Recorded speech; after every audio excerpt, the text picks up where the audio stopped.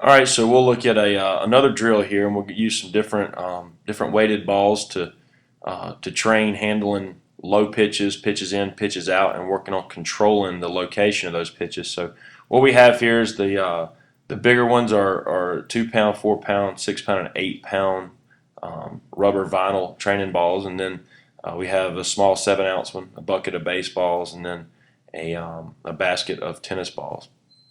So here we'll jump right into to watching Davis here handle a little 7 ounce ball, and notice that we're starting out down the middle, and that lets him get kind of loose and warm and accustomed to to what we're doing, and then we start working in and out with the lighter weight balls. So we'll jump on into the 2 pound ball, and now here the goal is to control the weight. We don't want the ball to crash to the ground in a game, so what we're trying to do is throw something a little heavier so that we can begin to feel control, and we can train. If we can catch a 2 pound, 4 pound, all the way to an 8 pound ball, our mitt plus the baseball should be very easy to control during the game.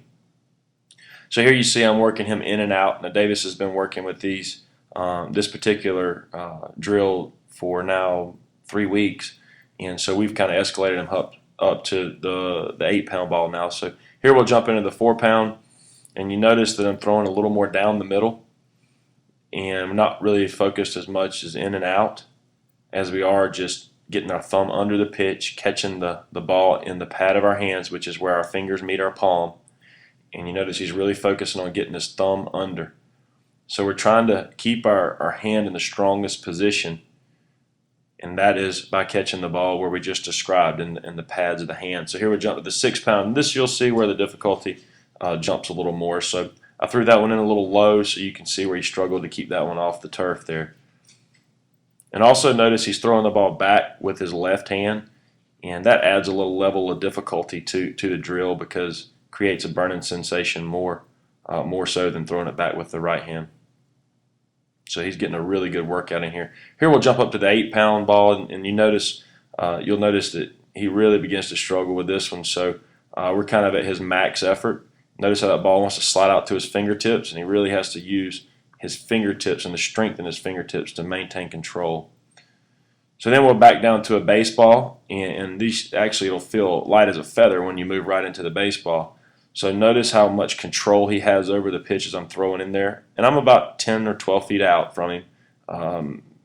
So I'm pretty close, but now you can just watch the ball. It's just almost like a suction right into his hands. He has so much control.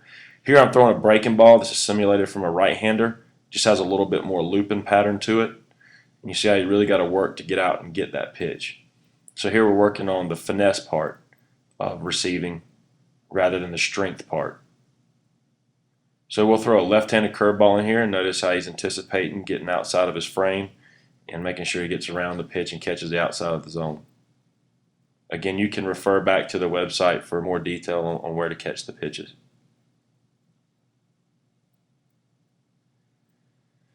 So here we're going to move to the tennis balls, and the goal for the person throwing the tennis balls is actually to bang it out of their hand. I want to throw it hard enough to where he can catch most of them, but I want to try to bang it out of the palm of his hand. So he has to really understand using his fingers, being soft, and having good dexterity. So we've gone through the strength part of the drill. Now we're into the finesse part of the drill. So you want to do it in that order. We don't want to go strength last because we want to train our fast twitch muscles at the end so that we're creating mind memory and muscle memory. So it's very important to work the strength side first and then the finesse side last.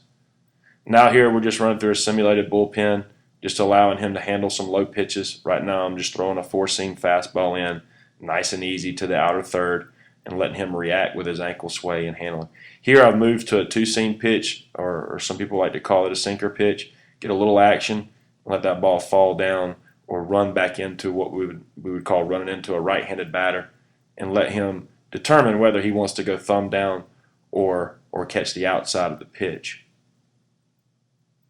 So here we'll move into a breaking ball, and what the breaking ball does, and this is, again, very simulated, but I want to allow him a chance to be patient and receive the pitch and let it come to him while keeping it off the ground. So that's just a couple ideas on handling low pitches better, having more control of the pitch coming to you, And I think if you'll give this a shot for a couple of weeks, I think you'll find great improvement on your ability to handle pitches in tough parts of the strike zone.